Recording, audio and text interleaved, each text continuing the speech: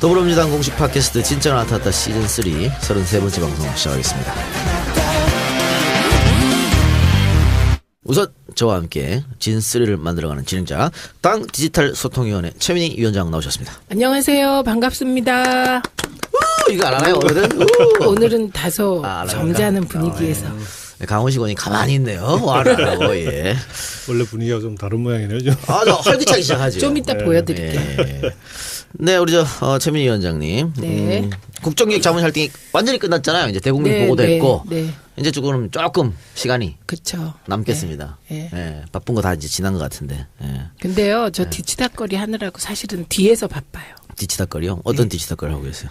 그 국정기획자문위원회에서 과제 발표한 것 중에 부처하고 조금 협의하던 것들이 있어요. 근데 그런 것들은 마무리를 해야 되니까요. 그거 왜 다른 분들도 많이 계시는데 최민희 의원이? 제가 한번 시작하면 강연 요청 같은 건 안 들어오시나요? 저는 시간이 없어서 강연을 아예 끊었어요. 요청이 들어오는데도 불구하고. 예, 중간에 소개도 안 했는데 자기 마음대로 쑥 들어오셨죠. 예. 먼저 그러면은 오늘 방송 스페셜 게스트부터 소개하겠습니다. 지난 대선 기간 문재인 대통령을 가장 가까이서 수행하면서 보좌한 분이시죠. 예, 노무현 대통령의 마지막 비서관, 문재인 대통령 후보의 대변 역할까지 훌륭하게 수행하면서 대선 승리 1등 공신이 된 경남 김해일의 미소천사 김경수 의원 나오셨습니다. 이게 원래 분위기. 예, 원래 이렇습니다. 반갑습니다. 김경수입니다. 네. 네. 정말 누구보다 그 바쁜 한 해를 보내고 계신 것 같은데 어떻습니까? 요즘은 자꾸 한가해지셨습니까? 계속 힘드네요. 몸이 좀 힘들어서요. 그러니까 제가 2014년 도지사 선거 시작하면서부터 그냥 지금까지 쭉 계속 달려온. 그렇죠. 예. 그래서 이번에는 조금 쉬려고요. 8월부터는. 이제 지난주부터 국회로 복귀를 했고요. 국회 오니까 또 국회가 시끄러워지. 아니 대선 거의 막바지에 제가 문재인 후보가 저랑 방송을 같이 한번 했었는데 수행하고 오셨더라고요. 근데 그때 정말 피곤해 쩌든 듯한 얼굴이었었거든요. 근데 이번에 뵈면은 좀 그런 게 없어질 것 같은데 지금도 여전히 피곤해 쩔어 있는 모습에서 제가 한번 여쭤봤어요. 오늘은 진짜 안타까운 게 예전에 숱이 많았는데 안타깝습니다. 뭐 숱은 별 차이가 없는데요. 이게 좀 사갔다는 얘기를 좀 많이 듣고 그러니까 미소천사인데. 그래요. 오늘 하여튼 기본과는 자세한 이야기는 강훈식 의원 소개하고 나서 강훈식 의원의 사과를 듣고 나서 하는 걸로 하고요. 네, 강훈식 의원 나오셨습니다. 네, 안녕하십니까, 강훈식입니다. 네, 왜 또 이렇게 목소리를 이렇게 까실까? 아니 이제 정말 많은 분들한테 송구스럽고 죄송한 일을 제가 만들어서 먼저 오늘 방송 전에 사실은 페이스북에 입장을 한번 내긴 했습니다만 사실은 이번에 본회의 참석을 못했던 26명의 의원 중에 저도 들어가 있는 데다가 제가 가장 또 이름 때문에 가장 먼저 계속 나와서 많은 분들이 걱정하시고 또 어떻게 된 일이냐 물어보시고 또 항의도 하시고 이러셨습니다. 근데 일단 이유를 불문하고 모든 분들한테 죄송스럽다. 그리고 아무리 제가 개인적인 불가피한 일정이라고 하더라도 그런 설명은 구체하게 못 드리겠습니다. 그냥 제 자신을 반성하는 계기로 좀 삼고 그리고 앞으로 이런 일이 절대로 없도록 제 스스로를 다짐하겠습니다. 그리고 아울러서 이렇다고 해서 또 그 야당과의 관계에서 주눅들지 않는 모습으로 더 열심히 해서 김경수 의원이 원내대책위에서 저한테 그러더라고요. 더 열심히 해서 갚아. 이렇게 이야기를 하시더라고요. 그래서 더 열심히 해서 더 성실하게 임하도록 하겠습니다. 많은 분들한테 죄송스럽다는 말씀을 드리도록 하겠습니다. 죄송합니다. 말끔하고 깨끗한 사과였습니다. 강훈식 의원님하고는 같은 원내 부대표로 지금 활동을 하고 있는데요. 그러니까 강훈식 의원은 대변인 맡고 계시고 제가 이제 협치 부대표 같은 부대표로 이제 역할을 달리하고 있는데 사실은 근데 이번 과정에서는 조금 원내 대표단도 어찌 보면은 이게 26명 의원들이 기본적으로 지금의 상황을 좀 위중하게 좀 받아들이지 않았다는 데 대해서는 국민들의 비판으로부터 자유로울 수 없기는 한데 그 진행 상황을 보면은 대표단에서도 사실은 이 나가도 되는지를 물어보는 몇몇 의원들한테는 자유한국당이 들어오기로 국회의장이 중재해서 합의했으니 큰 문제 없을 거다라고 답변해 준 분들도 좀 있어요. 예. 그래서 이거 뭐 좀 공동 책임 예. 좀 있습니다. 그래서 강훈식 의원한테는 처음에 첫 회의 왔을 때 하도 그냥 푹 깔아져 앉아 있길래 이건 뭐 어쨌든 대표단이 같이 극복해야 되는 문제이기도 하고 실제 성과도 꽤 있었거든요. 그래서 성과는 성과대로 잘못은 잘못대로 좀 분리해서 국민들한테 솔직하게 사과하고 더 열심히 하자 그런 취지의 말씀을 드린 적은 있습니다. 네, 국회의장이 또 직접 그렇게 얘기했기 때문에 그 말을 또 신뢰하지 않을 수 없었으니까 그런 관례상 이런 적이 없었어요. 그렇죠. 그런 점도 있을 것 같은데 어쨌든 우리 강 의원님께서는 그 정치권에 들어오고 나서 이렇게 욕을 얻어본 적은 처음이죠. 제가 실제로도 본회의 참석률이 100%였는데 한 번 빠진 걸 전 국민이 다 알게 됐어요. 그리고 진짜 기억 강. 네. 그래서 하여튼 뭐 그럼에도 K에서 제일 앞에 나오는 거예요. 제일 앞에 나오기도 하고 원내 대변인이라는 타이틀까지 있으니까. 묶여가지고. 힘내세요. 죄송합니다. 열심히 하겠습니다. 예. 네. 오늘 방송부터 힘을 내시기 바랍니다. 네. 예. 자, 어렵게 우리 김경수 의원 모셨었는데 국정자문위 활동을 마치고 나서 내 대선이 이제 끝났다 이런 말씀을 하셨다고 하는데 어떤 의미입니까? 내 대선이 이제 끝났다? 그러니까 이번 대선은 저는 이제 원래 대통령님 청와대 가시고 초기에 그 인수위가 없기도 하고 그 다음에 청와대 비서실 아무도 없이 혼자 들어가신 거 아닙니까? 내부만 들어가셨는데 그래서 그 부분에 대해서만 그 청와대 비서실이 세팅될 때까지 도와드리면은 제 역할은 마무리된다라고 생각을 했었는데 또 국정기획자문위가 만들어지고 이제 거기서 같이 위원으로 활동을 하게 되는 바람에 국정기획자문위원회 활동이 마무리될 때까지 쭉 그 이후로도 좀 대선의 연장선상이었던 것 같아요. 우리가 대선 때 국민들께 공약했던 걸 앞으로 5개년 동안 5년 동안 어떻게 하겠다라고 다시 정리해서 국민들에게 좀 보고도 하고 하는 그런 과정이었기 때문에 대선의 최종 마무리가 국정기획자문위에서 정리한 내용을 국민들에게 보고했던 대국민 보고회가 저는 좀 최종 마무리였던 것 같고요. 그래서 이제 그걸 마치고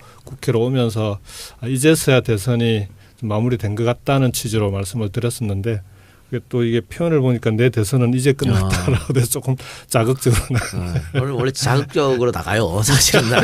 어쨌든 뭐 그것도 중요합니다만 이제 과제를 어떻게 실천하느냐 그것도 상당히 중요한 부분 아니겠습니까? 근데 그 시간을 좀 돌려보면요. 그 문재인 대통령이 그 대표를 간두고 그때부터 사실 굉장히 격동의 시간이었지 않습니까? 굉장히 어려운 시간을 보냈었는데 그때 항상 언론을 상대할 때 그 문재인 당시 대표도 아니죠. 후보도 아니었고 그 시절에 후보 전이었으니까 그때 당시 문재인을 대변할 수 있는 사람은 김경수였으니까 늘 이제 대변인 격 김경수 이렇게 해서 항상 나왔어요. 어떤 워딩인데 그때 너무 힘들었기 때문에 언론을 대하거나 시민들을 상대하거나 당원들을 대하거나 여러 가지 어려운 점이 많았을 것 같습니다. 당시에는.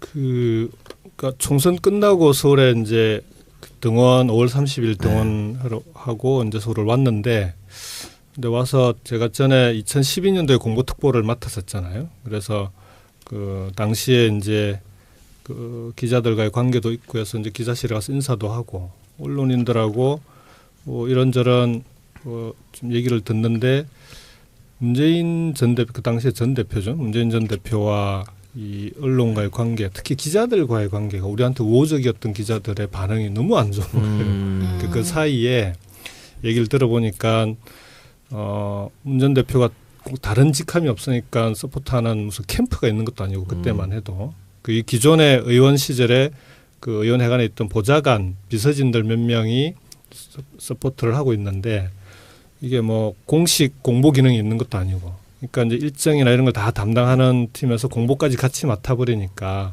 기자들에 대한 공보 활동 자체가 전혀 없었던 거예요. 그러면서 이제 워낙 관계들이 안 좋아져 있어서 이것부터 좀 풀어야 되겠다. 그래서 이제 그냥 자연스럽게 기자들하고 자주 만나고 문 전 대표의 뭐 이런저런 일정이나 이런 걸 전하고 하다 보니까 하려고 한 건 아닌데 그냥 언론에 소개하기 애매하니까 대변인 격이라고 그렇게 얘기가 됐던 것 같아요. 당시 그 문 전 대표가 상당히 여러 군데서 공격을 받았지 않습니까? 그걸 이제 해명하는 입장에 서 계셨을 텐데 나름 스트레스가 많았을 것 같아요. 거의 4년 내내 그렇게 살아왔기 때문에 실제로 문 전 대표가 편하게 언론으로부터 질문을 받은 적이 별로 없었던 것 같아요. 당대표 시절도 그랬고 그다음에 이번에 이제 선거 과정에서도 어찌 보면은 이 순간순간이 다 이 좀 민감한 부분들이 많았는데 그때마다 언론 질문이나 언론으로부터 또는 다른 당으로부터의 공격 이런 게 문 전 대표로부터는 살얼음판 긋듯이 해갔기 때문에 저는 뭐 늘 그런 그 상황이 있었다. 그때만 특별히 뭐 안 좋았다 이렇게 보기는 좀 어려울 것 같아요. 대선 때도 제가 이제 대변인으로 합류해서 같이 했었는데 그때도 보면 예민한 문제들이 굉장히 많이 충돌하고 특히 언론 환경이 우리한테 굉장히 안 좋은 상황에서 이제 김경수 의원이 뭐 직함은 대변인이었지만 대변인실 전체에 있는 식구들하고 이야기를 많이 했었거든요. 근데 그때 보면 제가 이렇게 김경수 의원 통해서 느낄 수 있었던 건 언론 환경이 안 좋은 것 자체를 우리가 극복해야 되는 그러니까 그런 거에 대한 부담감이 되게 있더라고요. 그래서 가령 예를 들면 마지막 가면 종편들이 뭐 아시겠습니다만 굉장히 뭐 비협조적으로 아예 그냥 쫙 이렇게 해서 들어왔었거든요. 그래서 사실은 저도 그때 이제 뭐 방송에서 이제 나가서 이제 하고 이랬는데 너무 짜증이 나서 난 방송 안 나가겠다고 그랬어요. 하여튼 이제 그때 김경수 의원이 저랑 통화하면서 강원 진짜 우리 그러면 안 된다. 우리가 이거 극복하고 넘어가야 된다라고 저를 설득하더라고요. 그래서 내가 들어보니 또 그 말이 이해가 되고 지난 시간 동안 이제 묻혀 있는 그런 이야기가 녹아 있는 것 같아서 그럼 내가 가서 그냥 해보겠다. 우리 가서 해보자 이렇게 했었죠. 방송 관련해서는 우리 최민희 선배님이 더 잘 아실 텐데 워낙 종편이나 상황이 안 좋으니까 그때만 하더라도 당에서 이거 왜 안 해주냐 처음에는 그렇게 푸념들을 하다가 이래가지고는 아무것도 안 바뀐다. 그래서 이제 제일 먼저 나서서 뭐라도 해보자라고 하셨던 몇 분 중에 한 분이 우리 최민희 선배님. 그래서 이제 조금이라도 그 언론과 관계가 있는 분들은 다 어떻게든 모아가지고 각자 언론사를 나눠서 맡기도 하고 그 다음에 패널로 적극적으로 나가서 그 대변할 수 있는 부분이 있으면 대변하기도 하고 그 역할을 최 선배님께서 적극적으로 많이 해주셨죠. 갑자기 말을 해야 되는. 근데 이제 그때 김경수 대변인이었죠. 그때 대변인하고 김현 의원하고 그다음에 배재정 의원하고 박광원 그러니까, 박광원 의원이 나중에는 이제 단장을 맡아주셨죠. 그래갖고 자원들을 다 모아서 이제 그 고등학교, 대학교 뭐 그다음에 지역 연구해갖고 언론을 다 나누어서 맡고 막 그랬거든요. 근데 지금 돌아보면 진짜 그랬잖아요. 종편 토론회를 한번 하고 나면 진짜 사골이 빠지는 진이 느낌이에요. 빠지지. 진이 빠지지. 왜냐하면 그 순간에 5대1이 되잖아요. 대체로. 맞아요. 그러면 그 5대1을 극복을 하고 내가 밀리면 판을 깨고 나와야 돼요. 왜 아니면 이제 이게 만약에 의제가 잘못 설정됐는데 그냥 나오면 사람들 머릿속에는 그 마지막 얘기가 남기 때문에 그러니까 이제 하기 싫다.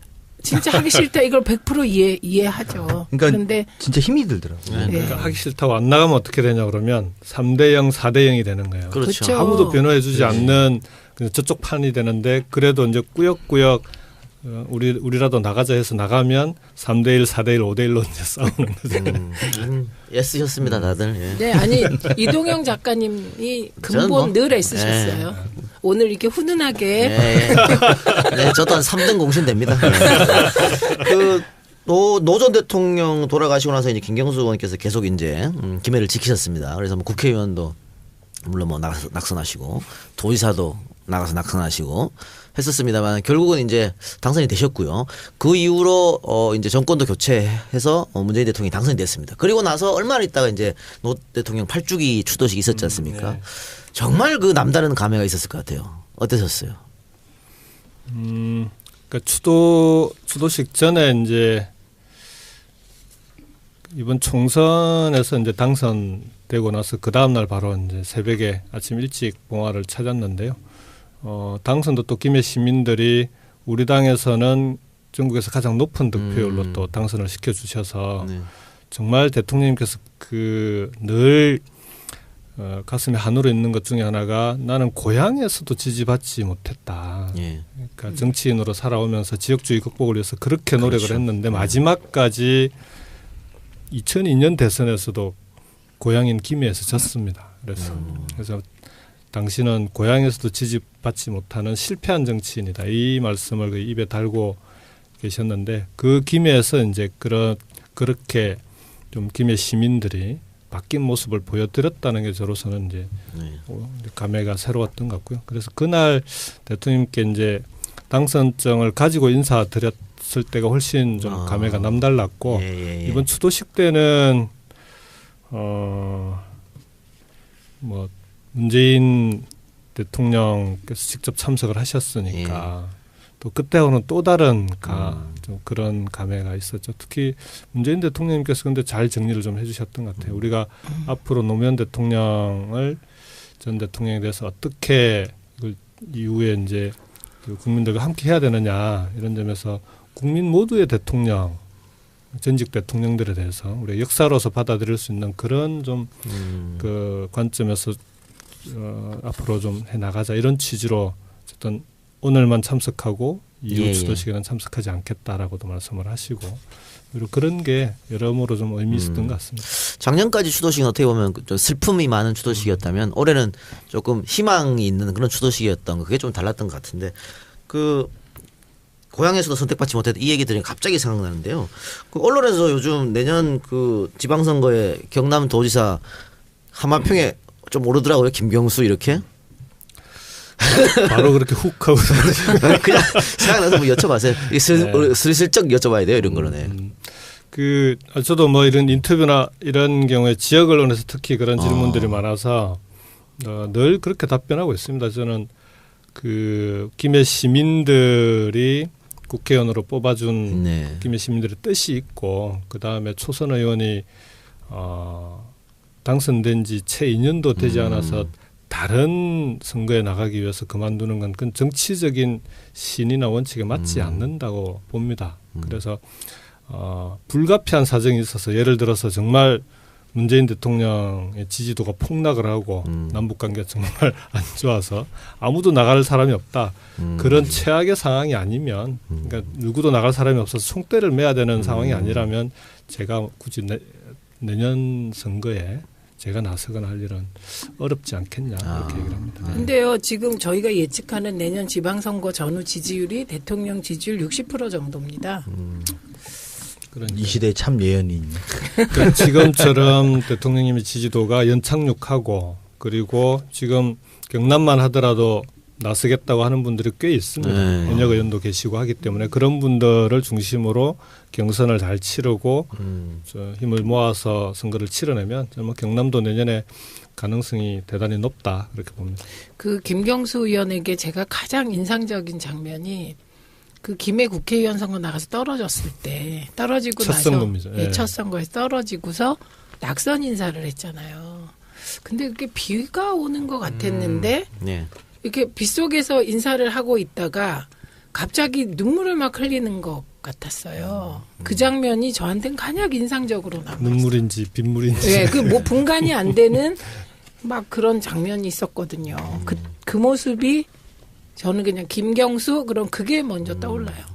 여러 가지가 스쳤겠죠, 뭐. 아니, 그때는 대통령님께 워낙 좀 면목이 안 서더라고요. 그러니까 이 대통령의 고향을 지키기 위해서 나선 선거인데, 근데 표차도 그렇게 많이 난 것도 아니고, 그러니까 이게 대통령님의 고향조차 지키지 못하는 우리 정치인들의 모습이라고 하는 게 그때는 하여간 여러모로 좀 뭐 김해 시민들 보기에도 그랬지만 대통령님께 면목이 안 서는 게 낙선 인사하면서 제일 힘들었어요. 그래요. 알겠습니다. 그러면 그 당원 모집 광고 듣고 와서요. 본격적으로 인물 김경수 편 한번 들어가 보도록 하겠습니다. 네, 당원 모집 광고 듣고 왔고요.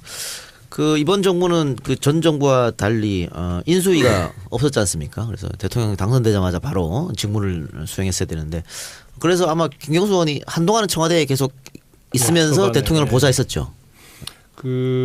그날 이제 국회에서 취임 선서식 하시고 청와대로 들어가셨는데 같이 모시고 들어갔는데 정말 대통령님 네 분만 청와대에 들어가시고 아무도 대통령님과 함께 이랬던 사람은 없는 상황이라 제가 그때 이제 수행단장 겸 대변인을 맡고 있었으니까요. 그래서 청와대에 그 대통령이 직접 임명한 비서진으로 사람들이 채워질 때까지는 당장 대통령님을 수행도 해야 되고 그다음에 또 대통령께서 뭔가 발표를 하시면 그걸 기자들에게 전달도 해야 되는데 그 역할을 할 사람이 없는 거예요. 그래서 이제 일주일에서 한 열흘 정도 비서실에 이제 진용이 갖춰질 때까지 기본적인 진용이 갖춰질 때까지 청와대에서 그 부분을 도와드렸던 그 정도 기간이었습니다. 예. 그 한 10년 만에 다시 청와대 가신 거 아니에요? 딱 9년. 9년? 제가 2008년 2월 25일 날 퇴임하실 때 네. 그대로 모시고 그러니까 본관에 가서 이제 국무위원들하고 인사하시고 거기서 서울역으로 출발을 하셨거든요. 딱 그 완전히 거꾸로 이제 모시고 나왔던 그 길을 그대로 모시고 들어갔죠. 그날. 어떤 생각이 드셨어요? 하여간 그날은 그 본관을 들어가는데 별로 안 바뀌었더라고요. 야, 세월은 흘렀는데 청와대는 별로 안 바뀌었구나. 근데 이제 막상 들어가신 다음에 일을 하려고 보니까 사람이 별로 없더라고요. 네. 그래서 이제 이제부터가 또 새로운 시작이다 그런 느낌이 좀 들었죠. 네. 당시 언론 보도를 보면 김경수 의원 청와대에 남을 것이라는 그런 기사도 많았었거든요. 지역에서 난리가 났습니다. 다 청와대 들어가는 줄 알더라고요. 네. 들어가게 되면 국회의원직을 그만두어야 한다는 건 또 아무도 몰라서 당연히 이제 청와대 들어가는 걸로 생각하고 그래서 지역에 계신 분들한테 들어가려면 국회의원직을 그만둬야 되는데 어떻게 할까요? 그랬더니 그때부터는 그럼 들어가면 안 되지. 다 그랬어요. 저도 비슷한 경험이었는데 네. 청와대 대변인 하는 거 아니야 이제 다 이렇게 물어보시더라고요. 그래서 저는 그럼 국회의원직을 그만둬야 되는데요. 그러면 그러면 안 되지. 이제 이게 다들 그러니까 그걸 겸임한다고 생각하시더라고요. 일반 분들은. 그래서 그런 오해들이 있을 수 있죠. 저도 이번에 알았어요. 모르셨어요? 몰랐어. 그 문희상 비서실장님, 그 다음에 유인태 정무수석님이 전부 현역이면서 하지 않았나? 이렇게 착각을 했어요. 그러니까 저도 착각하니까 지역구에서 착각하죠. 네. 그 선거기간 내내 아니면 선거기간 그 전에 이제 문 대통령이 전 대표 시절에도 계속 이제 같이 옆에서 있고 하다 보니까 지역에는 조금 신경을 못 쓸 수밖에 없을 것 같아요. 그거 섭섭하다고 하지 않아요? 지역 주민들이? 당연히 서운해 하시죠. 그러니까 이해하시면서도 이제 직접 얼굴을 못 보면 서운해 하시더라고요. 그러니까 제가 당선된 뒤에 요즘 국회가 거의 연중 열려 있으니까 주중에는 국회 활동을 하고 주말에는 한 번도 안 빠지고 꼬박꼬박 내려갔었거든요. 그게 탄핵 때까지. 그러니까 하다못해 당일로 갔다 오더라도 한 번도 안 빠지고 갔다 왔는데 탄핵 이후에 바로 본격적으로 이제 선거 들어가면서부터는 그때부터 한 6개월을 거의 한 번도 못 갔으니까요. 그래서 그러고 나서 이제 7월 중순부터 다시 내려가고 있습니다. 그래서 다시 주말에 갔더니 TV에서 자주 봤으니까 이런 분들도 계시고 그동안에 또 그 지역에서 이제 얼굴을 잘 못 봤다고 서운해 하시는 분들도 계시고 그러시는데 지역은 우리 김해 시민들이 워낙 정치 수준이 높으셔서 그리고 또 이제 김해는 김해시장 그다음에 김해 갑을이 있는데 갑이 민홍철 의원이거든요. 또 그리고 김해시 의회 의장도 우리 민주당입니다. 그래서 제가 없는 동안에 세 분이서 잘 커버를 해주셨더라고요. 행사 때 가면은 김경수 의원은 이마점에서 이렇게 바빠서 꼭 오고 싶었는데 못 왔다고 대신 많이들 커버를 해주셨더라고요. 아까 그 노무현 전 대통령 이야기를 하면서 대통령의 고향도 못 지켰다 이런 말씀하셨어요.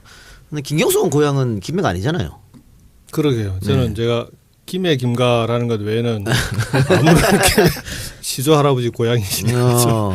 저는 경남 고성입니다. 고성이고 6학년 때 진주로 이제 전학을 가서 진주에서 초중고를 다 나왔고요. 그래서 이제 그 고성과 진주가 사실상 고향이다 이렇게 볼 수 있겠네요. 서부 경남이죠. 네. 근데 고성과 진주는 정말 지금의 자유한국당 텃밭 중에도 텃밭이 서부 경남이 아직 좀 어려운 지역이죠. 네.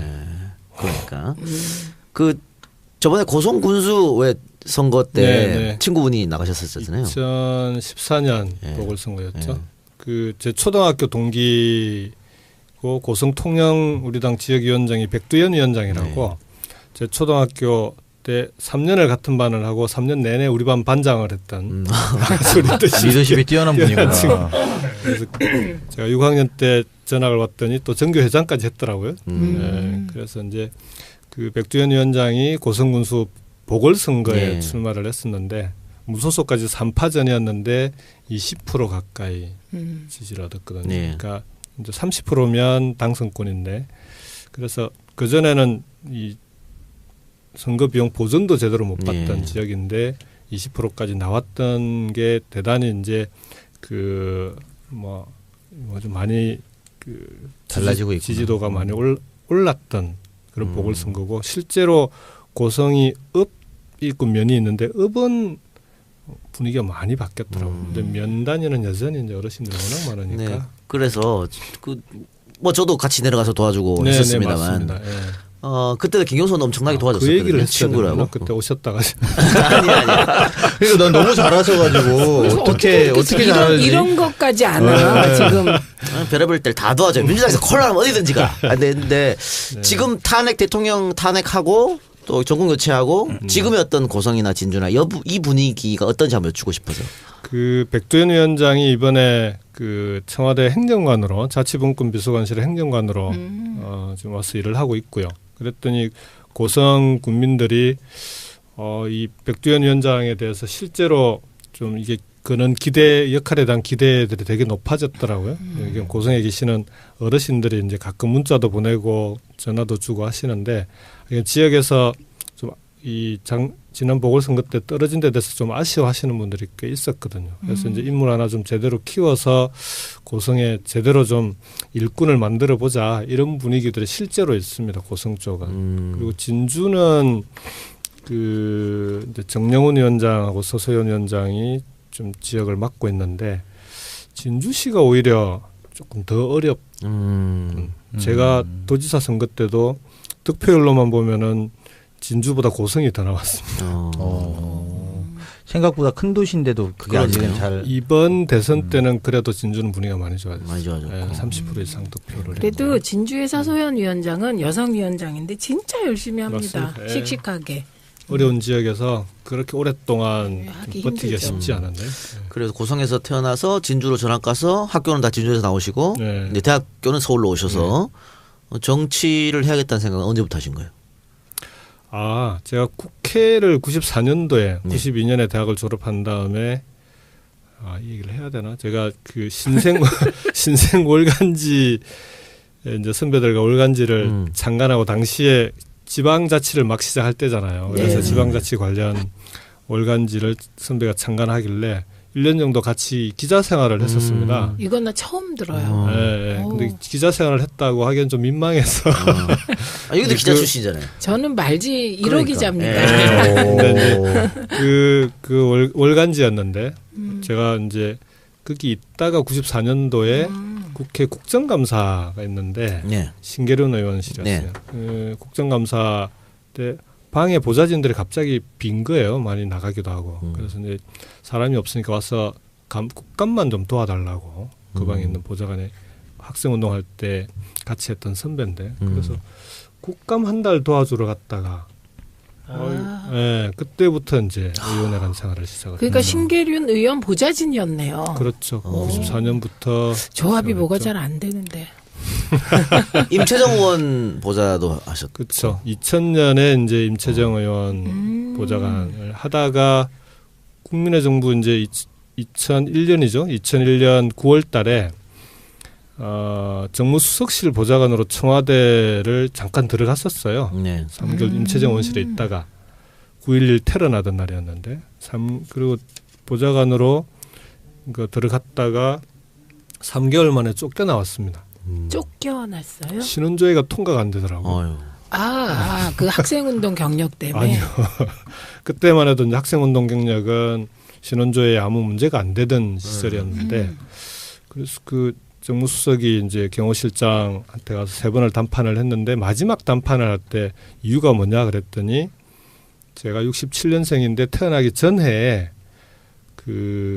제가 몰랐던 막내 외삼촌이 한 분 계셨더라고요. 그래서 철책선에서 중위로 장교로 근무를 하시다가 월북을 하셨어요. 월북하셨구나. 근데 그 얘기 전 전혀 몰랐죠. 근데 그 얘기를 들으니까 우리 외가에 하기가 좀 뭔가 이상했던 게 다 이게 풀려나가는 다 거예요. 풀리더라고요. 왜냐하면은 우리 외가에 이제 외삼촌들이 다 엘리트들인데 전부 시골에서 가수원하고 농사 짓고 계시거든요. 연자제 사업도 못 하시고 그게 이제 그 막내 외삼촌 때문이었더라고요. 그다음에 제 동생이 제가 학생운동하는 것 때문에 열받아가지고 안기부에 한번 지원한 적이 있는데 떨어졌어. 2차까지 통과를 했는데 3차에서 이유 없이 또 떨어지더라고요. 그래서 저는 뭐 면접을 잘 못 봤나 보다 그랬는데 그것도 다 이제 이유가 다 설명이 되는 이렇게. 그게 2001년에 김대중 대통령 그렇죠. 하에서도 연자제가 있었군요. 청와대는. 그러니까 그때 정무수석이 유선호 네. 인권 변호사 출신인 유선호 수석이었는데 세 번째 담판하러 가시면서는 이번에도 경호실장이 안 된다고 하면 내일 아침에 대통령께 보고 드리겠다고 호기롭게 가시더니 다녀오셔서는 풀이 확 죽어서 이 연세 드신 경호실장이 후배들 때문에 한 번만 봐달라고 하는데 도저히 근데 그때 경호실장이 이제 군 출신이었는데 기무사에서 반대를 했답니다. 기무사에서 어떻게 월북한 장교 집안의 사람을 청와대에 들을 수 있냐 이게 이유였다고. 아이고, 근데 나중에 그 경호실장이 알고 보니까 그 우리 제 아내 그러니까 제 처가에 조금 먼 친척 되시더라고요. 그런 게 있었군요. 정말 이 얘기 처음. 그래서 그 2002년 대선 끝나고요. 예. 인수위 마치고 청와대로 다 들어갔잖아요. 예. 그때 이제 인수위 안에서 그때도 이제 신원조회가 있으니까 이제 초미의 관심사가 김경수 신원조회가 어떻게 되냐. 더군다나 제가 또 그때 맡았던 역할이 청와대 업무 인수인계를 맡아가지고 그 기획팀에 있으면서 그래서 경호실 사람들도 보고 청와대 비서실 사람들도 만나고 있는데 다들 민망해 하더만. 그렇지 아무래도. 그래서 그때 문희상 비서실장이 일괄 신원 보정하는 걸로 하고 그러고 들어왔습니다. 근데 이거 새누리당 사람들 귀에는 안 들어갔나 보네요. 막 공격했을 것 같은데 알았으면. 뭐 이게 뭐 공격할 거리가 되나요, 근데? 그 사람들은 이것저것 막 가져와서 공격하니까. 막 던지니까. 뭘 던질지 몰라. 예. 어쨌든 그렇게 해서 이제 정치계에 발을 들이게 된 거네요. 그렇죠. 재밌어요. 예. 아주 흥미로워. 왜냐하면 김경수 의원하고 뭐 친문이잖아요. 그러니까 많이 보고 그냥 같이 그랬는데 이런 거는 이렇게 세세하게 그렇죠. 얘기할 기회가 별로 없는 것 같아요. 뭐 저도 이런 얘기를 자주 하는 편은 아니에요. 좋은 자리예요. 그래서 이런 방송이 꼭 필요합니다. 네, 그 외삼촌 얘기도 했습니다만 제가 듣자니 결혼할 때 아내분께서 정치 혹시 하면 결혼 안 하겠다 이런 얘기를 했다고. 제가 영원한 부부거든요. 그래서 영원한 부부. 영원한 부부인데 아내는 전남 신안의 임자도라는 섬 고향이에요. 근데 그 임자도에 처에 백부 되시는 큰아버지 되시는 분이 농협조합장 선거를 한번 나갔던 모양입니다. 근데 이제 임자도 안에 다들 친인척 관계가 아닙니까? 큰 성이 두 성이 있는데 어떻게 그때 마침 이 큰아버지하고 저쪽에 이제 친척되는 다른 성의 한 분이 두 분이서 출마를 해가지고 선거를 치렀는데 끝나고 나서 원수지간이 된 거예요. 그래서 이제 그 조부 할아버지께서 앞으로 우리 집안에는 절대 선거를 나가면 안 된다라는 게 이제 그 유지처럼 그래서 처음에 결혼하는데 장인어른이 국회에 제가 일을 하고 있으니까 첫 상견례에서 첫 질문이 자네 출마할란가 이게 첫 질문이었어요. 뭐라고 답하셨어요? 전혀 생각이 없어요. 생각이 없다. 실제로 전혀 생각이 없었고요. 저는 이제 정책 보좌 참모로서의 역할 이런 게 저한테 맞다고 생각했으니까. 그랬는데 이제 그 청와대 들어갔을 때 대통령님께서 이제 한 서너 번 제가 진주니까 무조건 영남 출신만 보면 출마하라고. 대충 왜 또 어려운 일 자꾸 하고. 서너 번 저한테 출마를 해보면 어떻겠냐고 권유를 하셨는데 마지막에 이제 제가 대통령님 제가 출마하려면은 이혼해야 된다. 그랬더니 그 다음부터는 말씀이 없으시더라고요. 그럼 나중에 정말로 이제 출마를 결심하셨을 때 아내분이 흔쾌히 동의하셨나요? 오히려 그때는 아내가 먼저 그때가 이제 봉하마을에 있는 김해을 지역이었죠. 그때 거기 보궐선거가 있었어요.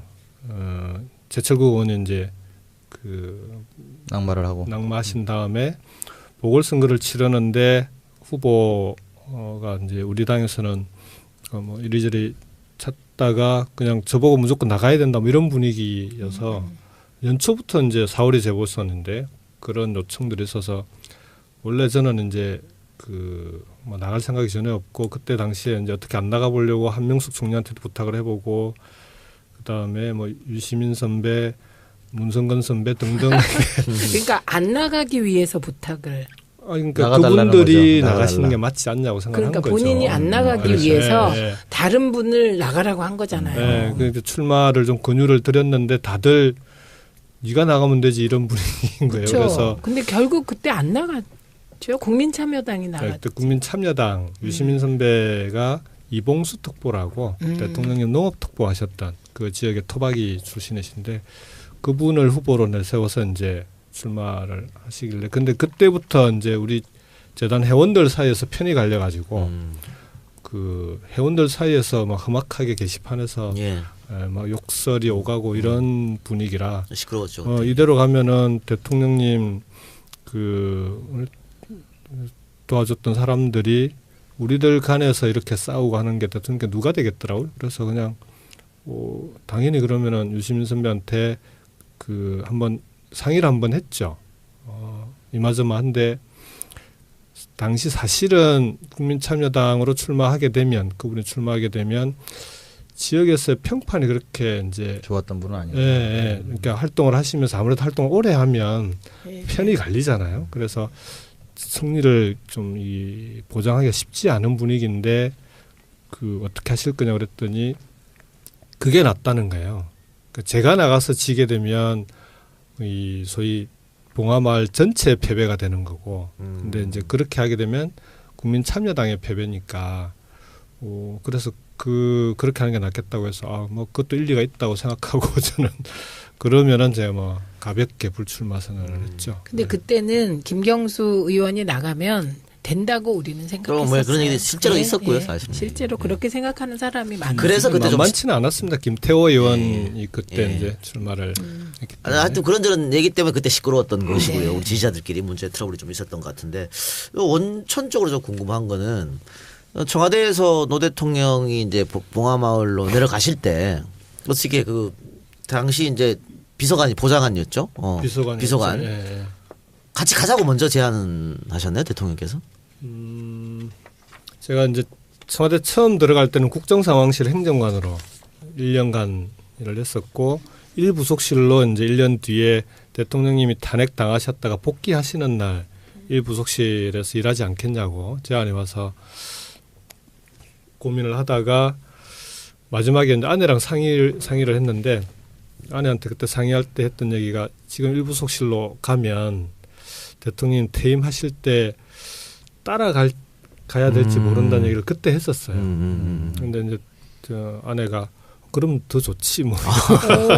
워낙 뭐 아내가 이제 또 대통령 팬이어가지고 그래서 이제 그때 재보궐선거 때도 아내가 먼저 대통령님 고향을 지켜야 되는 거 아니냐라고 출마를 권유를 했으니까요. 그래서 자연스럽게 저는 이제 염두에 두고 있었는데 기왕 준비하시면서 같이 내려가자고 뭐 제안을 하셔서 좀 자연스럽게 저는 됐네요. 같이 가는 나는 염두에 두고 있는데 퇴임할 때 자네는 이제 자유롭게 나가게 이러면 그것도 좀 웃긴데 황당할 뻔했죠. 그렇죠.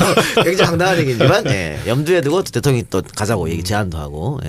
아주 근데 이제 어른들을 모시면 저도 뭐 모셨던 분이 있습니다만 어른들을 모시면 약간 숙명 같은 게 생겨요. 근데 그런 숙명에 대해서 감내해야 되거든요. 그리고 이제 그분이 한 한계도 극복해야 되는 게 이제 저희 세대들의 또 다른 몫이고 또 그분이 한 성과는 또 성과대로 키워나가야 되고 이제 이런 건데 가까이서 모시면 그런 숙명 같은 공간들이 생기고 그 부분에 대해서는 본인도 약간 무겁더라도 받아들여야 되는 그런 게 아마 김경수 의원도 굉장히 컸을 겁니다. 근데 그 당시 상황에서는 대통령께서 김경수 의원은 이제 저렇게 감내하려고 하는데 그거를 뭐 다른 생각을 하실 분위기가 아니었어요. 그때는 정말 대통령이 힘든 상황이셨어요. 곁에 있으려고 하는 사람이 별로 없었어요. 그러니까 잘하셨어요. 고맙습니다. 그래도 뭐 연고 없는 곳에 가기가 그렇게 쉽지는 않았을 것 같은데. 저는 그래도 경남 출신이니까 뭐 김해가 처음 가는 곳이긴 하지만 괜찮았는데 저는 뭐 고마운 게 아내한테 고마운 게 그러니까 호남에서 살다가 서울에서 살았고 영남은 시집은 오긴 했지만 내려가서 살기에는 정말 아는 사람 한 명 없는 곳으로 내려가는 거 아닙니까? 근데 그걸 뭐 흔쾌히 받아들여준 게 고맙죠. 근데 아내분은 이게 고향이 신안군이라고요? 네. 신안군 원래 DJ의 고향이에요. 신안군 하이도니까. 인자도에서 조금 더 가면 하이도이죠. 네. 우리가요 맨날 그 여성 의원들끼리 모이면 김경수는 진짜 아내 잘 얻었다고. 그러니까 그런 상황에서 좀 낯설고 그랬을 거 아니에요. DJ 고향에 태어나서 노무현 대통령 고향에 또 이렇게 살게 되고 참 희한한 인연이네요. 제가 뭐 늘 입에 달고 다니는 얘기 중에 하나가 좀 민망하지만 처복이 좀 있어요. 어머 팔불출이다. 어렵게 장가났기 때문에. 어머 오늘 김경수 팔불출이 제목이다.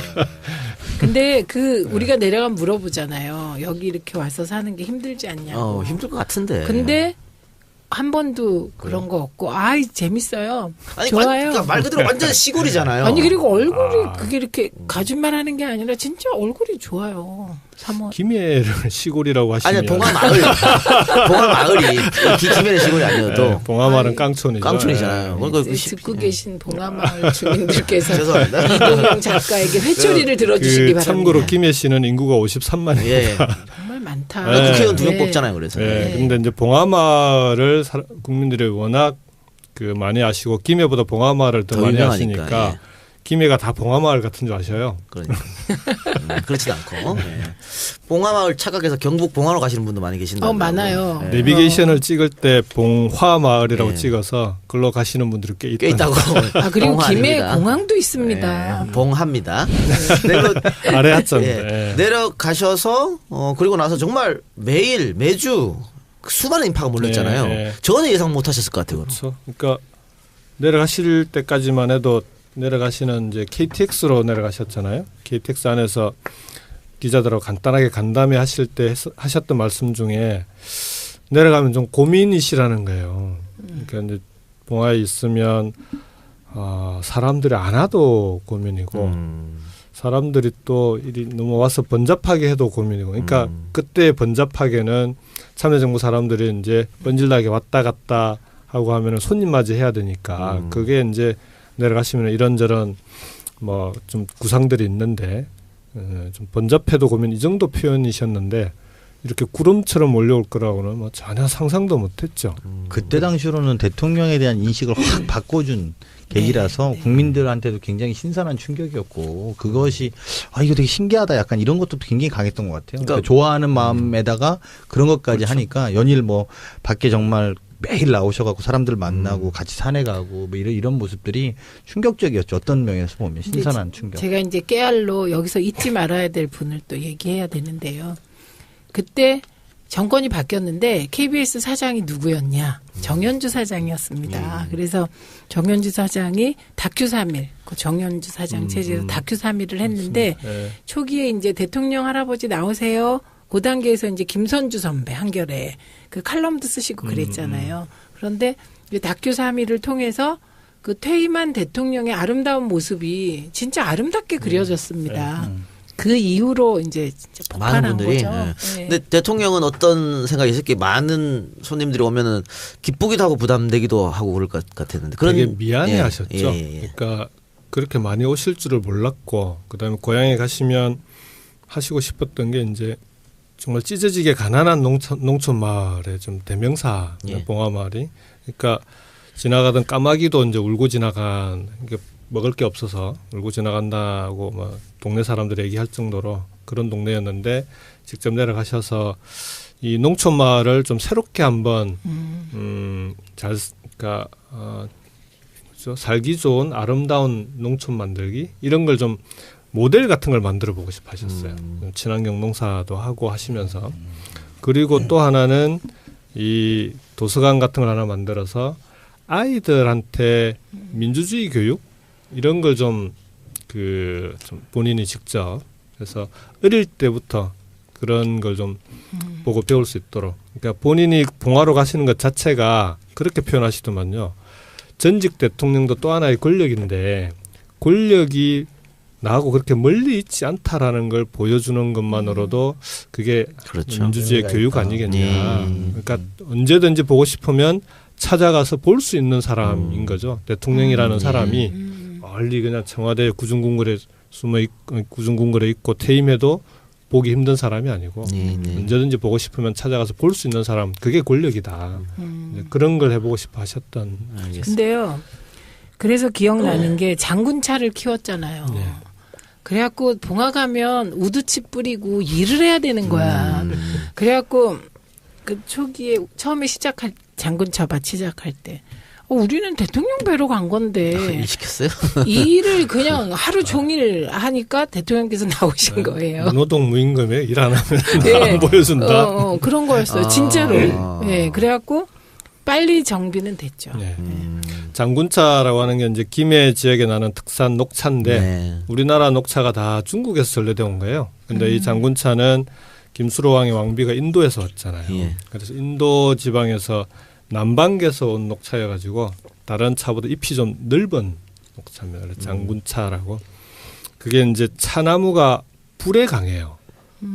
그래서 이제 대통령님 마을 그 봉화 마을과 뒤에 산이 있으니까 그 산하고 마을 사이에 차밭을 가꾸면 그 자체로도 사람들이 오면은 차를 따고 듣고 만드는 체험도 할 수 있고 그다음에 마을로 보자면 산불이 나도 그 방화림의 역할도 해주고 뭐 그렇게들 그렇게 설명을 해주시더라고요. 알겠습니다. 그러면은 1부는 여기까지만 듣죠. 어머, 듣고 계속 얘기하고 싶어. 대선도 이야기해야 되는데 아니 그냥 그러니까 팔부작이 맞아요. 시간이 훅 가버렸죠. 네, 아우 재밌어요. 네, 나머지 얘기 내일 듣는데 사실 지금 1부에서 한 질문은 미리 드린 질문지께 하나도 없습니다. 그냥 막 던진 건데 아주 대답을 잘해주셨고요. 미리 드린 질문지 그거는 2부에서 조금 하도록 하겠습니다. 이대로 질문을 하긴 하는 겁니다. 몇 가지 해드리겠습니다. 이왕 준비해 오신 거니까. 말씀 역시 너무 잘하시는 말씀. 차분하게. 네, 알겠습니다. 저희는 그러면 33회 1부는 여기서 마치고요. 33회 2부 하루 쉬고 내일 찾아뵙겠습니다. 방청 여러분 들어주셔서 감사합니다. 오늘 많이 오셨어요. 김경수 오셨다. 네. 고맙습니다. 고맙습니다. 고맙습니다.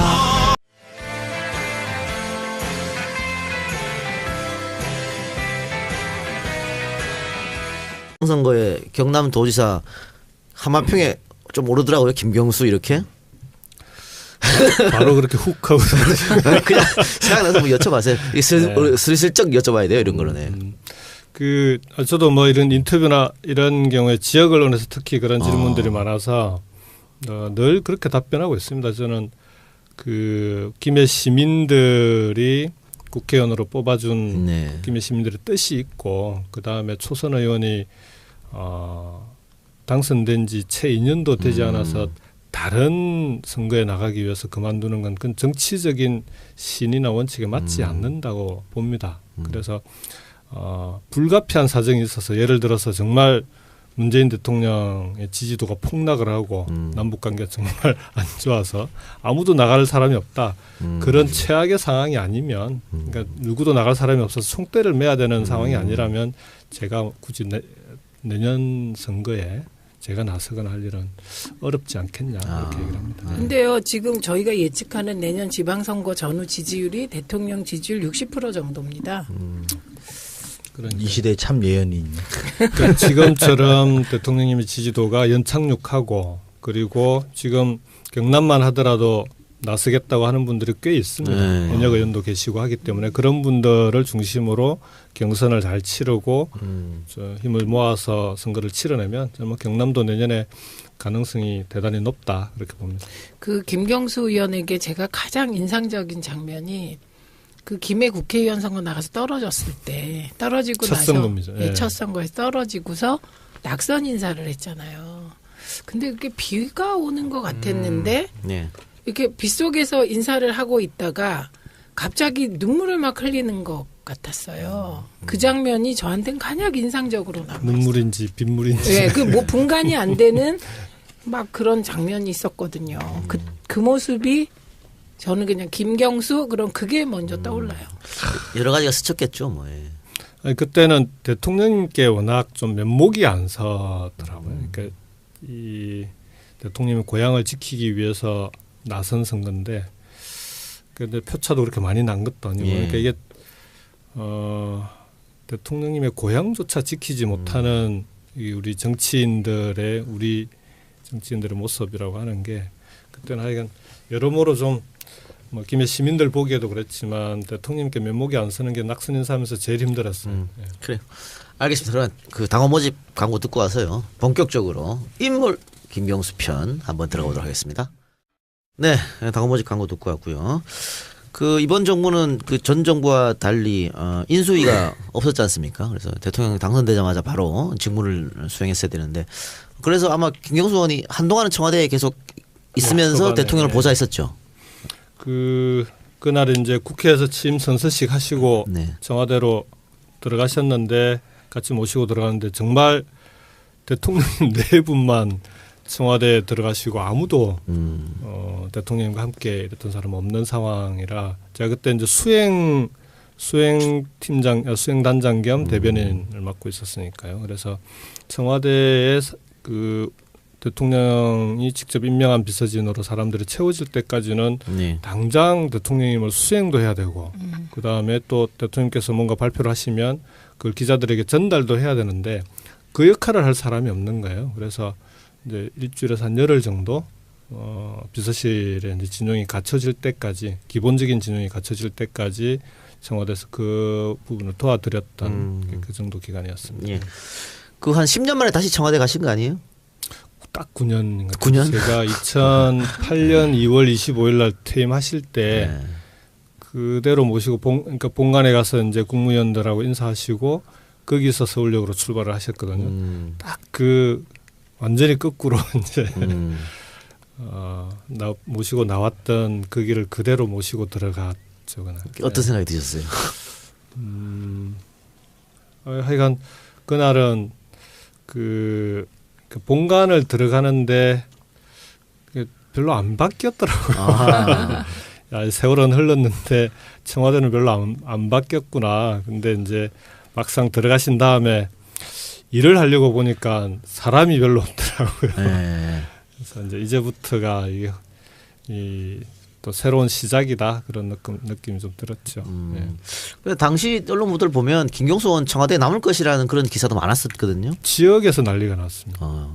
다 청와대 들어가는 줄 알더라고요. 그러니까 들어가게 되면 국회의원직을 그만두어야 한다는 건 또 아무도 몰라서 당연히 이제 청와대 들어가는 걸로 생각하고 그래서 지역에 계신 분들한테 들어가려면 국회의원직을 그만둬야 되는데 어떻게 할까요? 그랬더니 그때부터는 그럼 들어가면 안 되지. 다 그랬어요. 저도 비슷한 경험이었는데 청와대 대변인 하는 거 아니야 이제 다 이렇게 물어보시더라고요. 그래서 저는 그럼 국회의원직을 그만둬야 되는데요. 그러면 그러면 안 되지. 이제 이게 다들 그러니까 그걸 겸임한다고 생각하시더라고요. 일반 분들은. 그래서 그런 오해들이 있을 수 있죠. 저도 이번에 알았어요. 모르셨어요? 몰랐어. 그 문희상 비서실장님, 그다음에 유인태 정무수석님이 전부 현역이면서 하지 않았나? 이렇게 착각을 했어요. 그러니까 저도 착각하니까 지역구에서 착각하죠. 그 선거기간 내내 아니면 선거기간 그 전에 이제 문 대통령이 전 대표 시절에도 계속 이제 같이 옆에서 있고 하다 보니까 지역에는 조금 신경을 못 쓸 수밖에 없을 것 같아요. 그거 섭섭하다고 하지 않아요? 지역 주민들이? 당연히 서운해하시죠. 그러니까 이해하시면서도 이제 직접 얼굴을 못 보면 서운해하시더라고요. 그러니까 제가 당선된 뒤에 요즘은 국회가 거의 뭐 연중 열려 있으니까 주중에는 국회 활동을 하고 주말에는 한 번도 안 빠지고 꼬박꼬박 내려갔었거든요. 그게 탄핵 때까지. 그러니까 하다못해 당일로 갔다 오더라도 한 번도 안 빠지고 갔다 왔는데 탄핵 이후에 바로 본격적으로 이제 선거 들어가면서부터는 그때부터 한 6개월을 거의 한 번도 못 갔으니까요. 그래서 그러고 나서 이제 7월 중순부터 다시 내려가고 있습니다. 그래서 다시 주말에 갔더니 TV에서 자주 봤으니까 이런 분들도 계시고 그동안에 또 그 지역에서 이제 얼굴을 잘 못 봤다고 서운해 하시는 분들도 계시고 그러시는데 지역은 우리 김해 시민들이 워낙 정치 수준이 높으셔서 그리고 또 이제 김해는 김해시장 그다음에 김해 갑을이 있는데 갑이 민홍철의원이거든요. 또 그리고 김해시 의회 의장도 우리 민주당입니다. 그래서 제가 없는 동안에 세 분이서 잘 커버를 해주셨더라고요. 행사 때 가면은 김경수 의원은 이마점에서 이렇게 바빠서 꼭 오고 싶었는데 못 왔다고 대신 많이들 커버를 해주셨더라고요. 아까 그 노무현 전 대통령 이야기를 하면서 대통령의 고향도 못 지켰다 이런 말씀하셨어요. 근데 김경수 의원 고향은 김해가 아니잖아요. 그러게요. 저는 제가 김해 김가라는 것 외에는 아무런 시조 할아버지 고향이시네요. 저는 경남 고성입니다. 고성이고 6학년 때 진주로 이제 전학을 가서 진주에서 초중고를 다 나왔고요. 그래서 이제 그 고성과 진주가 사실상 고향이다 이렇게 볼 수 있겠네요. 서부 경남이죠. 네. 근데 고성과 진주는 정말 지금의 자유한국당 텃밭 중에도 텃밭이네요. 서부 경남이 아직 좀 어려운 지역이죠. 네. 그러니까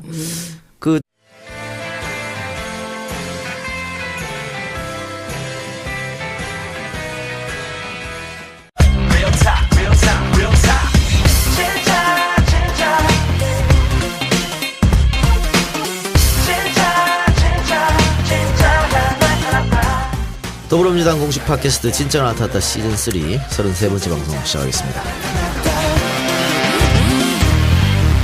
우선 저와 함께 진3를 만들어가는 진행자 당 디지털 소통위원회 최민희 위원장 나오셨습니다. 안녕하세요. 반갑습니다. 이거 안 하나요 오늘은? 오늘은 다소 점잖은 분위기에서. 강원식 의원이 가만히 있네요. 와라고 예. 원래 분위기가 좀 다른 모양이네요. 좀. 저 활기차게 시작하죠. 좀 이따 보여드릴게요. 네, 우리 최민희 위원장님. 네. 국정기획 자문 활동이 완전히 끝났잖아요. 이제 대국민 보고도 했고. 이제 조금 시간이 그쵸. 남겠습니다. 바쁜 거 다 이제 지난 것 같은데.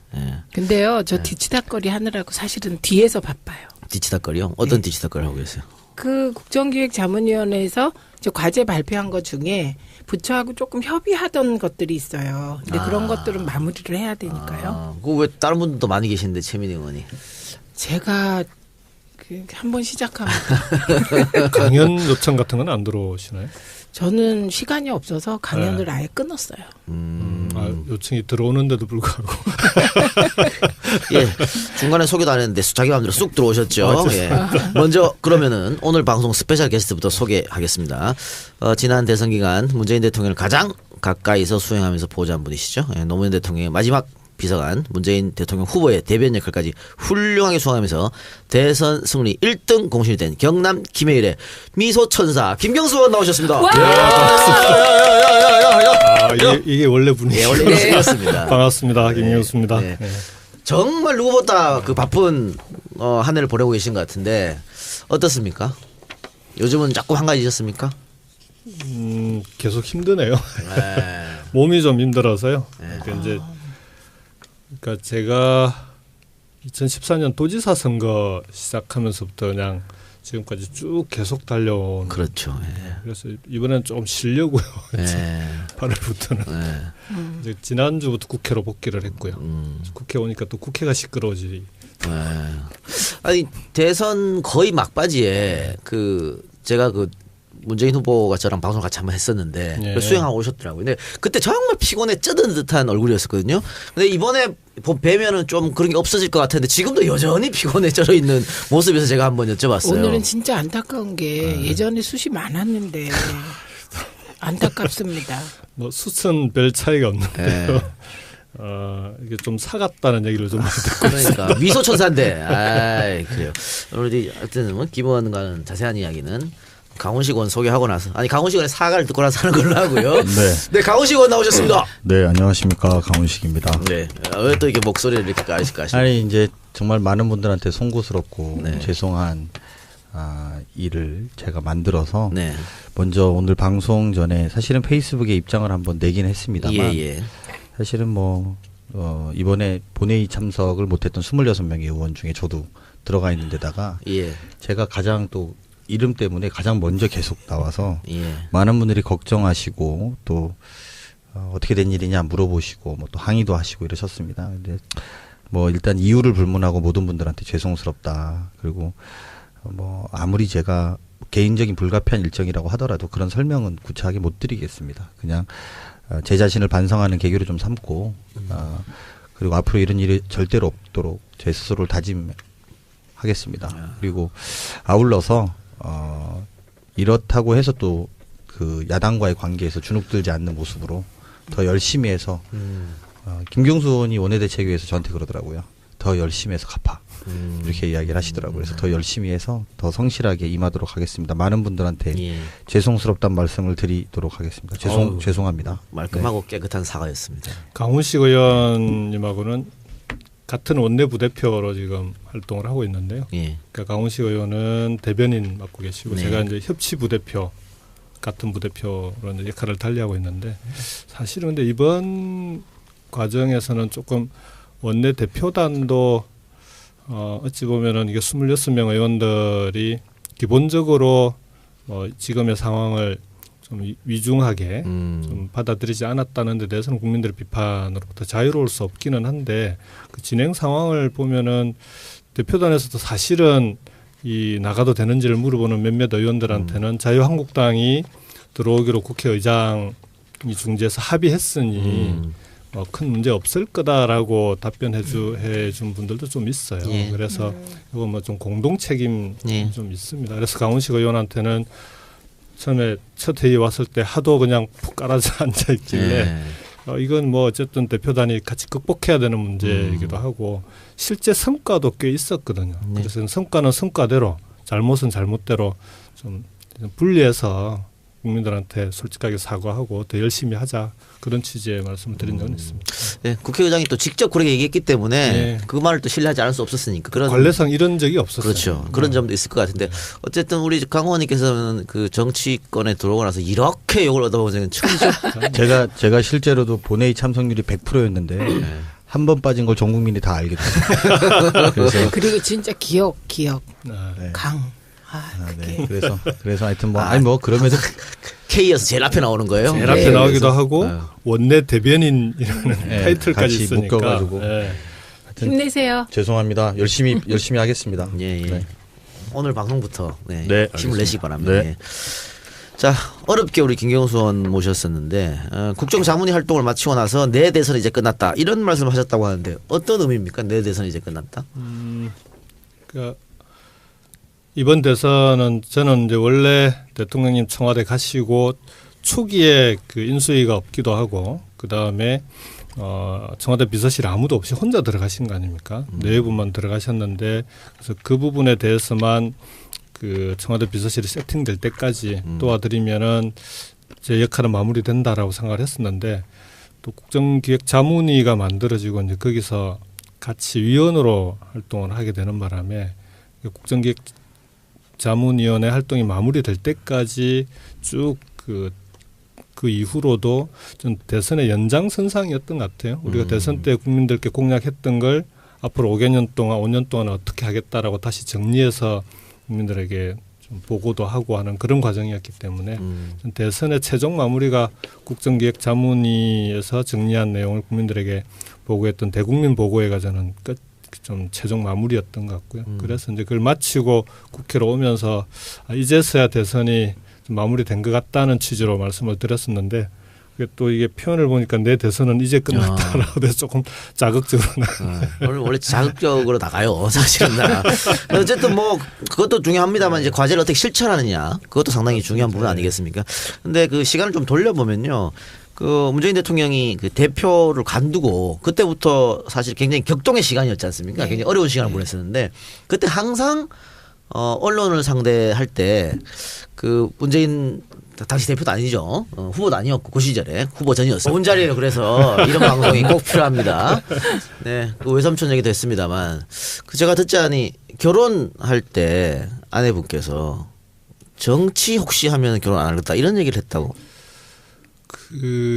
제가 영원한 부부거든요. 그래서 영원한 부부인데 아내는 전남 신안의 임자도라는 섬 고향이에요. 근데 그 임자도에 처에 백부 되시는 큰아버지 되시는 분이 농협조합장 선거를 한번 나갔던 모양입니다. 근데 이제 임자도 안에 다들 친인척 관계가 아닙니까? 큰 성이 두 성이 있는데 어떻게 그때 마침 이 큰아버지하고 저쪽에 이제 친척되는 다른 성의 한 분이 두 분이서 출마를 해가지고 선거를 치렀는데 끝나고 나서 원수지간이 된 거예요. 그래서 이제 그 조부 할아버지께서 앞으로 우리 집안에는 절대 선거를 나가면 안 된다라는 게 이제 그 유지처럼 그래서 처음에 결혼하는데 장인어른이 국회에 제가 일을 하고 있으니까 첫 상견례에서 첫 질문이 자네 출마할란가 이게 첫 질문이었어요. 뭐라고 답하셨어요? 전혀 생각이 없어요. 생각이 없다. 실제로 전혀 생각이 없었고요. 그때는 이제 정책 보좌 참모로서의 역할 이런 게 저한테 맞다고 생각했으니까. 그랬는데 이제 그 청와대 들어갔을 때 대통령님께서 이제 한 서너 번 제가 진주니까 무조건 영남 출신만 보면 출마하라고. 대충 왜 또 어려운 길 자꾸 하고. 서너 번 저한테 출마를 해보면 어떻겠냐고 권유를 하셨는데 마지막에 이제 제가 대통령님 제가 출마하려면은 이혼해야 된다. 그랬더니 그 다음부터는 말씀이 없으시더라고요. 그럼 나중에 정말로 이제 출마를 결심하셨을 때 아내분이 흔쾌히 동의하셨나요? 오히려 그때는 아내가 먼저 그때가 이제 봉하마을에 있는 김해을 지역이었죠. 그때 거기 보궐선거가 있었어요.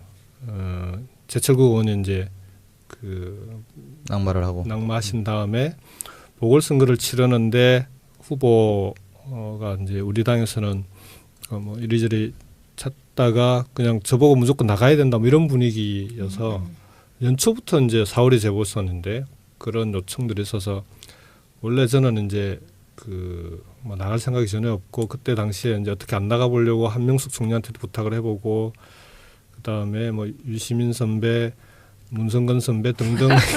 그러니까 안 나가기 위해서 부탁을. 그러니까 그분들이 나가시는 게 맞지 않냐고 생각한 그러니까 거죠. 본인이 안 나가기 위해서 다른 분을 나가라고 한 거잖아요. 그러니까 출마를 좀 권유를 드렸는데 다들 네가 나가면 되지 이런 분위기인 거예요. 그렇죠. 그래서 근데 결국 그때 안 나갔죠. 국민참여당이 나갔죠. 그때 국민참여당 유시민 선배가 이봉수 특보라고 대통령님 농업특보 하셨던 그 지역의 토박이 출신이신데 그분을 후보로 내세워서 이제 출마를 하시길래 근데 그때부터 이제 우리 재단 회원들 사이에서 편이 갈려가지고 그 회원들 사이에서 막 험악하게 게시판에서 막 욕설이 오가고 이런 분위기라 시끄러웠죠. 이대로 가면은 대통령님 그 도와줬던 사람들이 우리들 간에서 이렇게 싸우고 하는 게 대통령께 누가 되겠더라고요. 그래서 그냥 당연히 그러면은 유시민 선배한테 그 한번 상의를 한번 했죠. 이마저마한데 당시 사실은 국민참여당으로 출마하게 되면 그분이 출마하게 되면 지역에서의 평판이 그렇게 이제 좋았던 분은 아니에요. 그러니까 활동을 하시면서 아무래도 활동을 오래 하면 편이 갈리잖아요. 그래서 승리를 좀 보장하기가 쉽지 않은 분위기인데 그 어떻게 하실 거냐 그랬더니 그게 낫다는 거예요.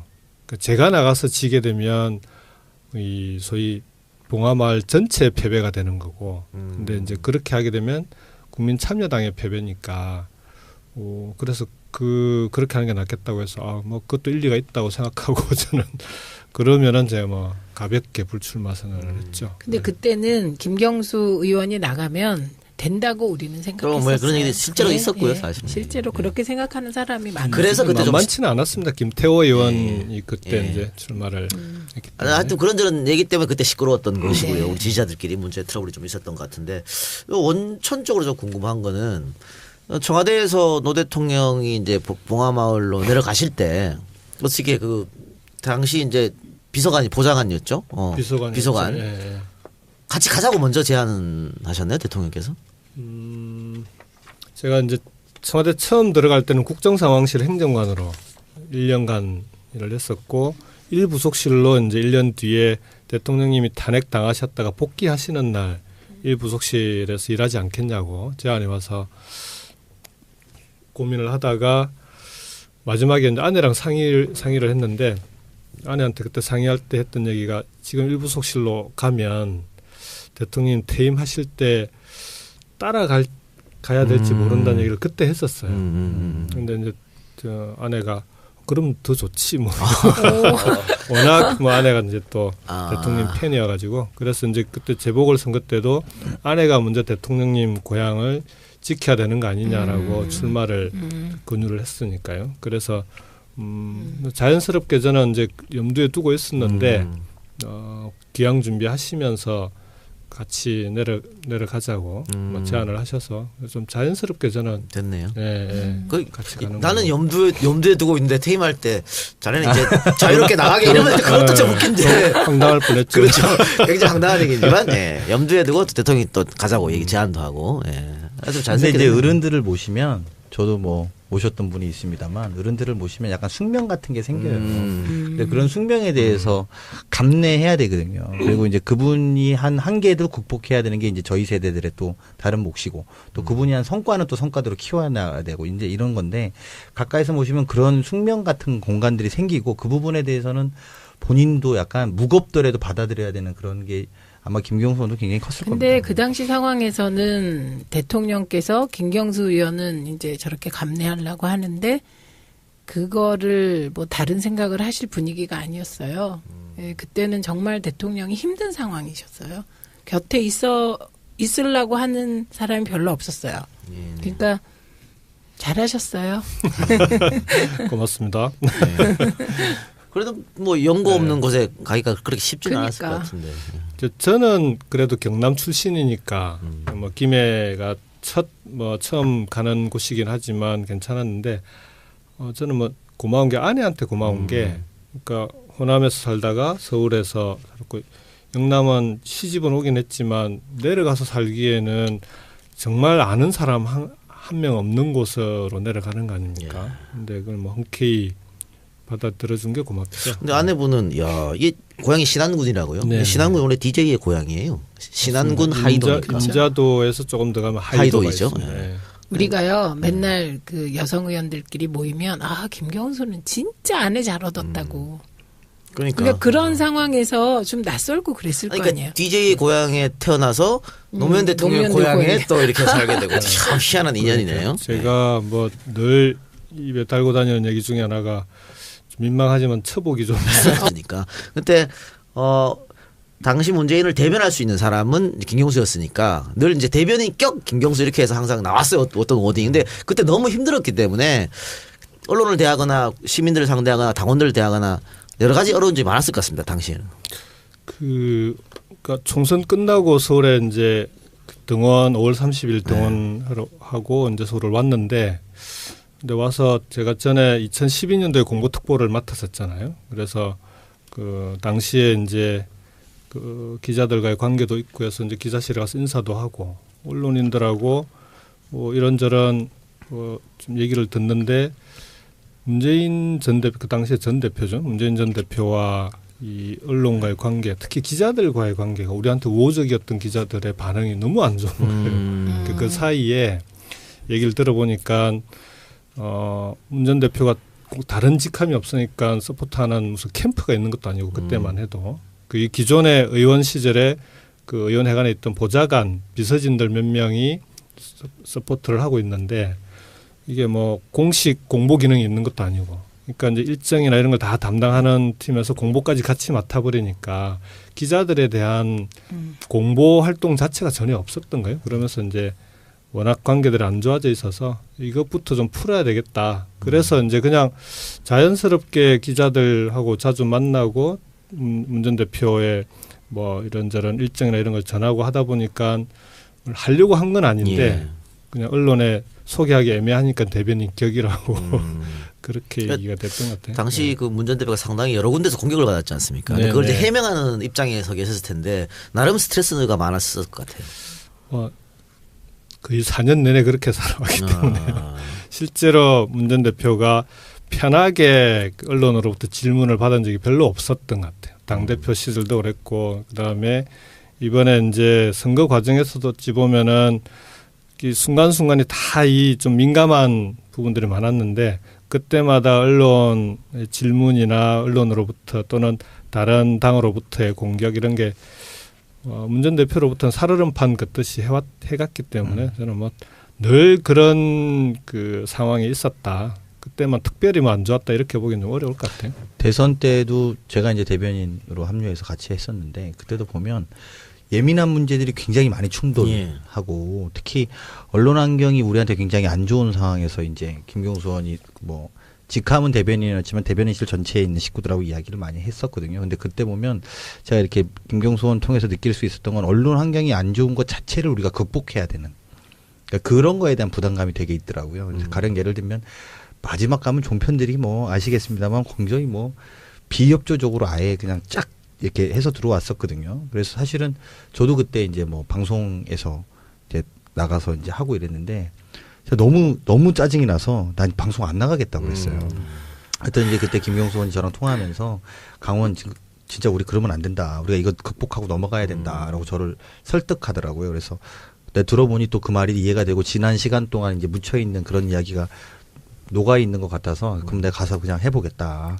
우리 가서 해보자 이렇게 했었죠. 방송 관련해서는 우리 최민희 선배님이 더 잘 아실 텐데 워낙 종편이나 상황이 안 좋으니까 그때만 하더라도 당에서 이거 왜 안 해주냐 처음에는 그렇게 푸념들을 하다가 이래가지고는 아무것도 안 바뀐다. 그래서 이제 제일 먼저 나서서 뭐라도 해보자라고 하셨던 몇 분 중에 한 분이 우리 최민희 선배님.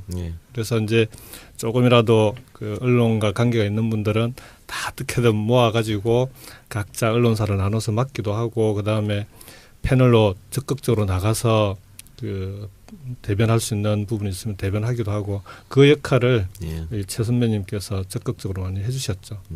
갑자기 말을 해야 되는. 근데 이제 그때 김경수 대변인이었죠. 그때 대변인하고 김현 의원하고 그다음에 배재정 의원하고 박광온 그러니까 박광온 의원이 나중에는 이제 단장을 맡아주셨죠. 그래갖고 자원들을 다 모아서 이제 그 고등학교, 대학교 뭐 그다음에 지역 연구 해갖고 언론을 다 나누어서 맡고 막 그랬거든요. 근데 지금 돌아보면 진짜 그랬잖아요. 종편 토론회를 한번 하고 나면 진짜 사골이 빠지는 진이 느낌이에요. 빠지지. 진이 빠지지. 왜냐하면 그 순간에 5대1이 되잖아요. 대체로. 맞아요. 그러면 그 5대1을 극복을 하고 내가 밀리면 판을 깨고 나와야 돼요. 왜 아니면 이제 이게 만약에 의제가 잘못 설정됐는데 그냥 나오면 사람들 머릿속에는 그 마지막 얘기가 남기 때문에 그러니까 이제 하기 싫다. 진짜 하기 싫다 이걸 100% 이해하죠. 그러니까 그런데 진짜 힘이 들더라고요. 네. 그러니까 하기 싫다고 안 나가면 어떻게 되냐 그러면 3대0, 4대0이 되는 거예요. 그렇죠. 아무도 변호해주지 않는 저쪽 판이 되는데 그래도 이제 꾸역꾸역 우리라도 나가자 해서 나가면 3대1, 4대1, 5대1로 이제 싸우는 거죠. 애쓰셨습니다, 다들. 예. 네, 아니 이동영 작가님이 근본 늘 애쓰셨어요. 네. 오늘 이렇게 훈훈하게. 네, 저도 한 3등 공신 됩니다. 그 노 전 대통령 돌아가시고 나서 이제 김경수 의원께서 계속 이제 기매를 지키셨습니다. 그래서 뭐 국회의원도 물론 뭐 낙선하시고 도지사도 나가서 낙선하시고 했었습니다만 결국은 이제 당선이 되셨고요. 그 이후로 이제 정권도 교체해서 문재인 대통령이 당선이 됐습니다. 그리고 나서 얼마 있다가 이제 노 대통령 8주기 추도식이 있었지 않습니까? 네.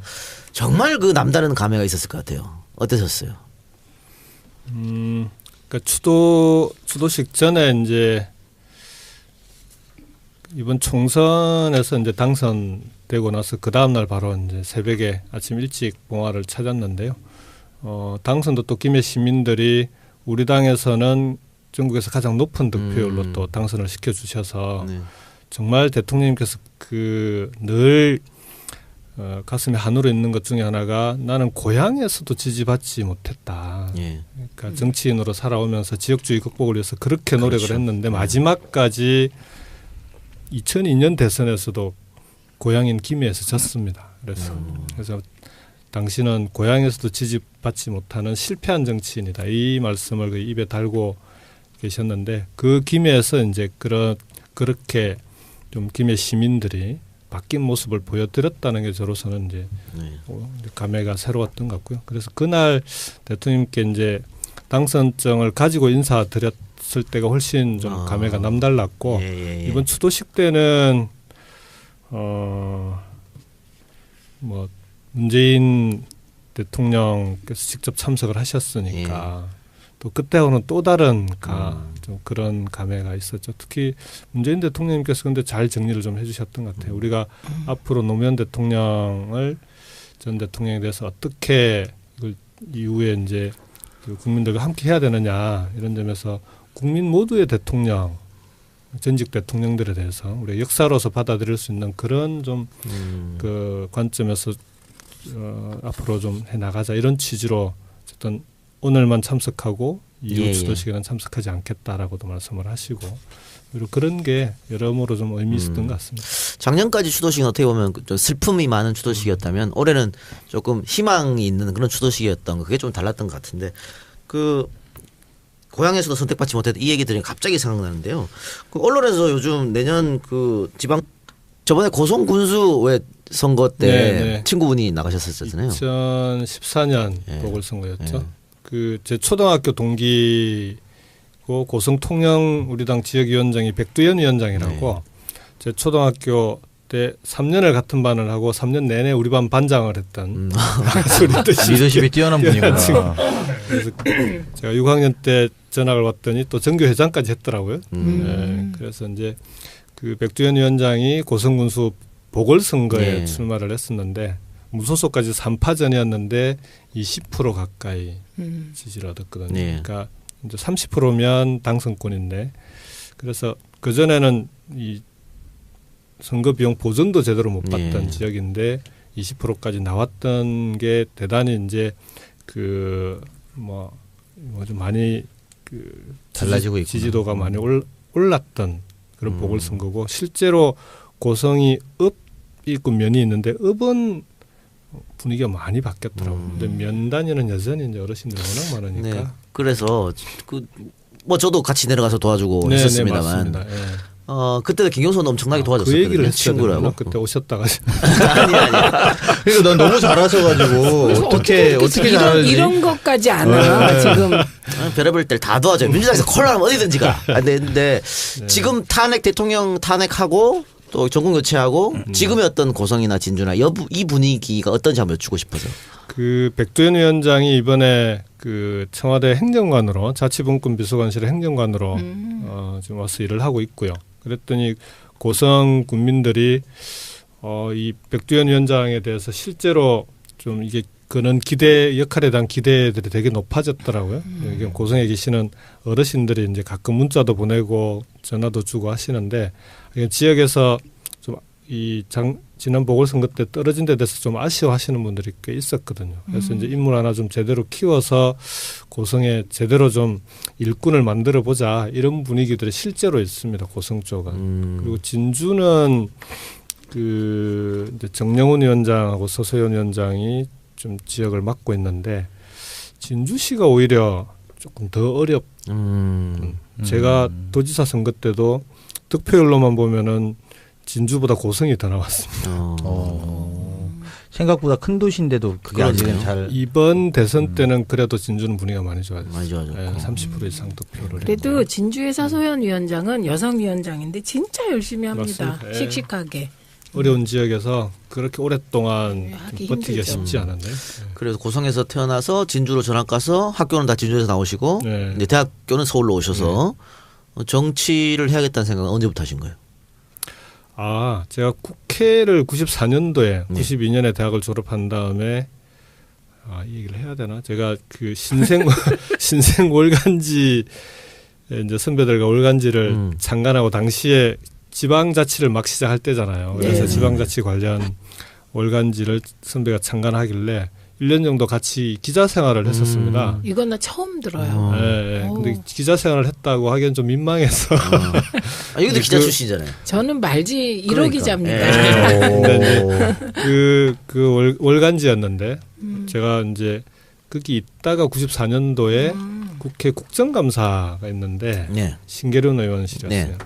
국정감사 때 방에 보좌진들이 갑자기 빈 거예요. 많이 나가기도 하고. 그래서 이제 사람이 없으니까 와서 국감만 좀 도와달라고 그 방에 있는 보좌관에 학생운동할 때 같이 했던 선배인데 그래서 국감 한 달 도와주러 갔다가 그때부터 이제 의원회관 생활을 시작을 그러니까 신계륜 의원 보좌진이었네요. 그렇죠. 94년부터 조합이 뭐가 잘 안 되는데.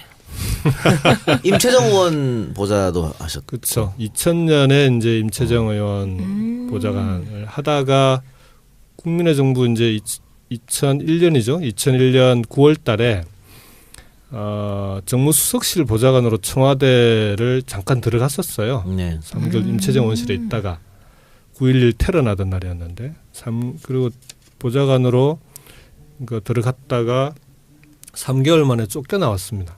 쫓겨났어요? 신원조회가 통과가 안 되더라고요. 그 학생운동 경력 때문에? 아니요.